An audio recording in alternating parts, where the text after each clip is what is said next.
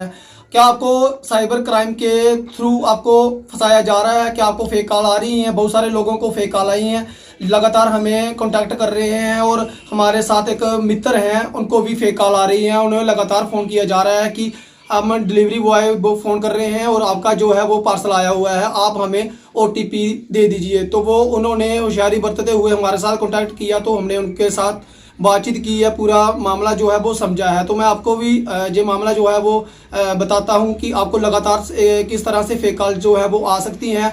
अलग अलग नंबरों से वो कॉल आ रही हैं, प्लस प्लस प्लस 1111 कुछ ऐसे करके, या 2244 कुछ ऐसे करके 10 नंबर हो सकते हैं, जैसे ज़्यादा भी हो सकते हैं। बाहर के नंबर हैं वो लगातार जम्मू कश्मीर की कोई भी सिम से नहीं हो रहा है। बहुत सारे जो बाहर के नंबर हैं वो आपको पता चल जाता है, उस नंबरों से कॉल की जा रही है, लगातार मिस कॉल की जा रही है। और कुछ ऐसे फ़ोन करके बोलते हैं कि उसके लिए आपका ये ऑर्डर आया हुआ है, ये बात करने के लिए 1 दबाओ 2 दबाओ, फिर फ़ोन कट कर देता है। और जो हम लोग हैं वो उसके लालच में आ जाते हैं, फिर से उनको कॉल करते हैं। फिर वो आपको प्ले स्टोर के थ्रू एक ऐप डाउनलोड करवाते हैं।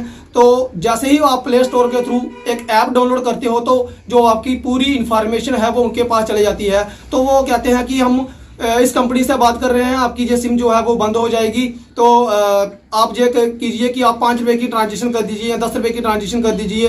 तो जैसे जैसे वो करते हो, तो कुछ लोग जो हैं वो उसके झांसे में आ जाते हैं, वो ऐसा कर रहे हैं। और उनके पैसे जो हैं वो ये OTP मांगते हैं। OTP के थ्रू आपको बता दें, जो OTP होता है आपका बैंक में जुड़ा होता है, आपके पूरे डॉक्यूमेंट के साथ जुड़ा हुआ है OTP। आप OTP किसी के साथ भी शेयर नहीं करें।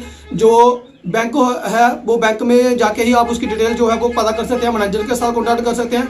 रही बात टेलीकॉम कंपनियों की, तो कोई भी कंपनी जो है वो आपकी ऐसे सिम बंद नहीं करती है, ना ही वो मैसेज करती है, ना ही वो कॉल करती है कि आपकी सिम बंद हो जाएगी, आप अपलोड करो डॉक्यूमेंट। ऐसे तो हम ये ऐप देते हैं, इसके थ्रू आपकी सिम बंद हो जाएगी। अगर आप उनको अपनी डॉक्यूमेंट की पूरी इंफॉर्मेशन देते हो, पूरा डॉक्यूमेंट उनको देते हो ऐप के थ्रू, जैसे वो ऐप डाउनलोड करवाते हैं, तो पूरा डाटा जो है वो उनके पास चला जाता है। तो उसके बाद वो आपकी सिम बंद भी कर सकते हैं। इनकमिंग रहती है, आउटगोइंग बंद कर देते हैं, फिर वही कॉल करते हैं कि आपकी सिम बंद हो गई, हमने आपको बोला था। ऐसा ही एक मामला जो है वो सामने आया है। पढ़ी लिखी महिलाएं हैं, उसने ऐसा किया, उनके झांसे में आ गई। जब उन्होंने देखा कि हमारी सिम जो है वो बंद हो गई, सिम उनकी बंद इसलिए हुई क्योंकि उन्होंने पूरा डाटा जो है वो उनको दे दिया था। तो उन्होंने क्या किया, उनकी इनकमिंग बंद कर दी, क्योंकि वो पूरा डाटा उनके पास आ गया था, सिम उनकी बंद हो गई। तो उन्होंने सोचा कि ये कंपनी का ही बंदा है। तो वो क्या कर रहे हैं, फिर आ जाके किसी से हॉटस्पॉट लिया, वो डॉक्यूमेंट उनको अपलोड कर रही थी हमारे साथ। उन्होंने भी कांटेक्ट किया, तो हमने उनको बताया कि ये पूरा डाटा जो है वो उनके पास आपका पहुंच गया है। हालांकि उनके बैंक अकाउंट में बोलती हैं कि मेरे अकाउंट में बैलेंस नहीं था,